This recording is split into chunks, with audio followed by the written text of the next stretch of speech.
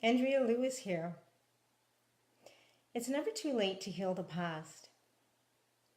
If you've ever lost a loved one and you still feel regret over a misunderstanding, or you still have anger towards that person, in this video, I share an experience of how, after my father passed in spirit, I transformed our dysfunctional relationship to one of love.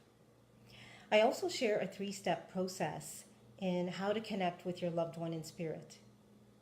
And lastly, I announce the changes that I'm making in this Facebook community.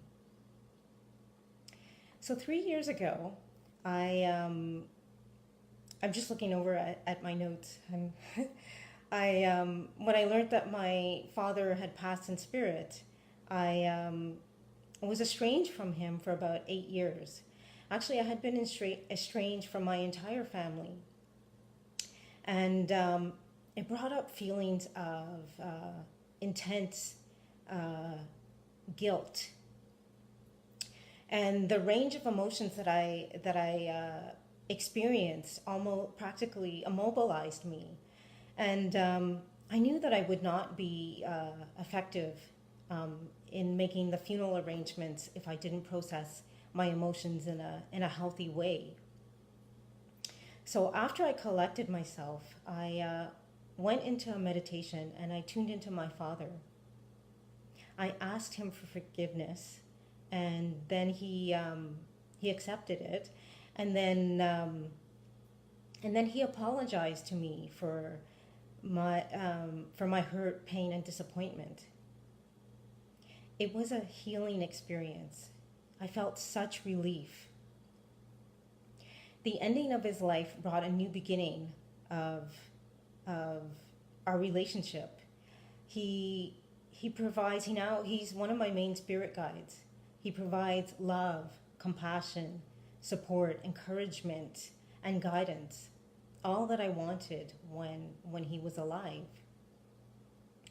So I share this with you because many of us hang on to unfinished business with a loved one in spirit for a lifetime. And this can affect our health, it can affect our wealth, it can affect our relationships. And we remain stuck, unable to process the grief. It doesn't have to be this way. Regardless of the relationship that you had with a loved one in spirit, you can heal the past because only love is real. It's our ego that creates the separation with the anger, the fear, the guilt, the shame. And this is what keeps us stuck. We're spiritual beings having a human experience. So even though we can't see our loved one with the visible eye, they are always around us, eager to connect with us. They are eager to help and guide us, to make our lives more enjoyable. So here's the 3-step process to connect with a loved one. So step number 1, set aside a time and place where you won't be disturbed. Then close your eyes and take a few breaths until you feel centered and grounded, until you feel completely relaxed. Then step number 2, internally say your loved one's name until you can sense their presence. And then ask him or her questions. Have a conversation with them. And listen and feel for the response. And then step number 3, when you are ready, bring your attention back to your surroundings by gently stretching your arms and legs. Take a deep breath and on the exhale, open your eyes. So if you'd like to gain more insight with a loved one in spirit, I now only offer mediumship readings. And this is the big announcement. I recently graduated from the James Van Praagh Mystical School of Arts. I am a certified spiritual medium. And I specialize in reconciliation and forgiveness between loved ones in spirit and their family members on earth. So I will be updating the Facebook page to reflect these changes. So I invite you to have a look around at my offering. So I just want to say that we cannot change the past.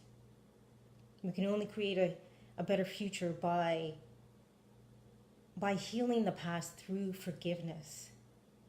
This is a gift that you give yourself.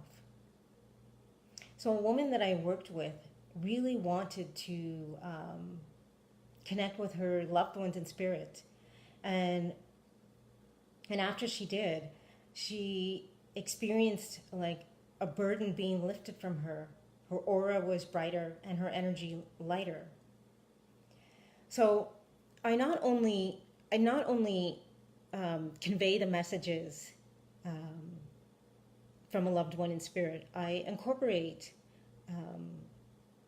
my empowerment coaching to provide support and guidance on how to live day to day, because it's about being empowered and enjoying our lives.